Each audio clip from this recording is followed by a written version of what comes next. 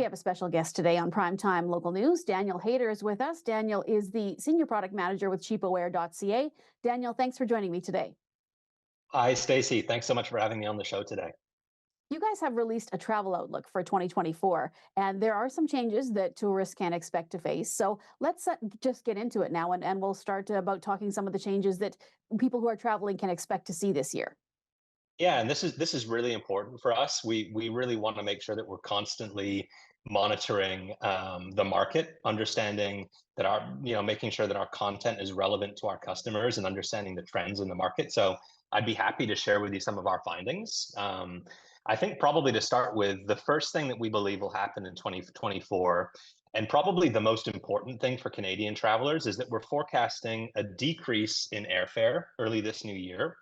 This is actually a trend that started late last year, so late in 2023. There was a really interesting report that was released by Statistics Canada, and they started to see at the end of last year that airfares were already starting to decrease. I think specifically in October 2023 compared to October 2022, they observed that airfares had dropped on average 19.4%, so almost 20%, as a year-on-year drop to October 2023. They reported similar changes for August and September. So that's really encouraging. We really think that's going to continue in the start of this new year, 2024. It's important to keep in mind, though, it can be a challenge to accurately predict airfares. The pricing is very, very dynamic. But we think that this recent downward trend that started at the end of last year is going to continue in 2024, and that bodes well for cost-conscious Canadians in 2024. However, on the other hand, we also do expect some travel costs to increase. I can go over some of those in detail too, if you want to hear more about Absolutely, those. yeah. Unfortunately, with the good comes the bad. So, I mean, I That's guess I don't right. want to, I don't want to say bad, but it's just some changes. So, yeah, let's talk Just about some some that things to will. be aware of. Right. Yeah, Yeah. let's chat about some things that are going to be increasing.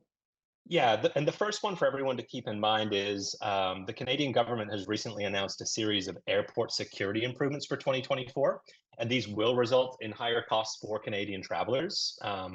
Obviously, security is something that we can all agree is of the utmost importance, but also it's key to understand what are the costs associated. And I can give you some examples. So starting in May of 2024, so this is just a few months away, the new air travel security charge on a one-way ticket within Canada will increase to $9.94. On a flight to the United States, it'll increase to $16.89. And I think for overseas, outside of Canada and the US, it's increasing to $34.42. So none of these are large fees, but these smaller things can add up. And that's very important for travelers to keep in mind when they're booking travel either domestically to the United States or internationally. We're also expecting some popular travel destinations who are maybe starting to struggle with overextended tourism. This is something we observed as well in 2023, maybe a result of revenge travel and the return to travel that occurred after the pandemic. These are destinations that are charging a tourist fee to have tourists come visit. Some places have referred to this as a tourist tax as well.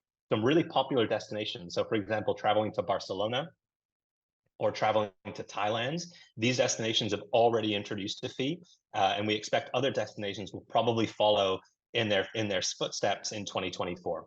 The important thing here really is just to make sure that you do your research before you book travel to understand what the costs are going to be, and we expect we're going to see more of these tourist fees.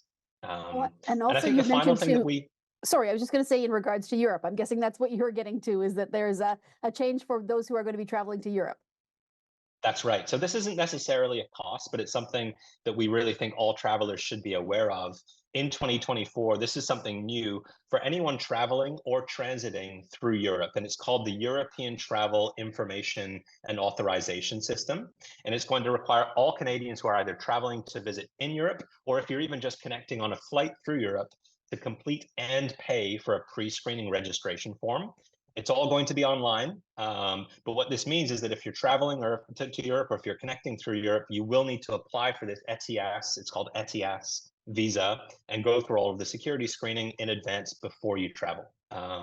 So it might seem like a bit of a small obstacle for travels and for planning, but it's important to note that this will be mandatory. So that's also something that will be coming up in 2024. Well, Daniel, with the cold weather, lots of people are deciding to get away now, even if it's last minute. So at CheapAware, what are you seeing as far as people booking destinations? I'm guessing the hot destinations are popular? That's right. So we've got some recent data that we've been looking at here, and this is something that we monitor all the time because we want to stay really close to understanding the destinations that our customers are booking travel to.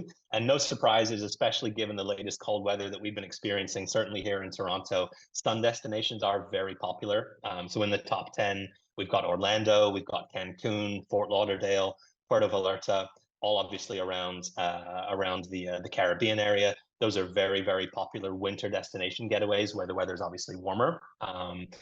Interestingly, in the top 10 and very specific to CheapAware's customer base, we have Manila and Delhi. So those are also often very, very popular destinations with our specific customer base. And then we're still seeing a lot of domestic travel. So travel in Canada across the major cities. In the top 10, we've got Toronto, Vancouver, Calgary. Those are all in the top 10. But I think definitely seeing a trend of people trying to get away from the cold weather and get down to the Caribbean or get to a sun destination to enjoy the warmer weather there. All right, Daniel. Well, thank you for chatting with me today. And once again, if people are looking to reach out for any of this information or to book flights, how do they find you? So the easiest way is to look onto the website. So it's cheapaware.ca. You can visit that on your computer, or if you prefer to install the app on your smartphone, that's available too. But it's cheapaware.ca. All right, Daniel. Well, thanks so much for joining me once again, and stay warm. Thank you so much. Have a good one, Stacey.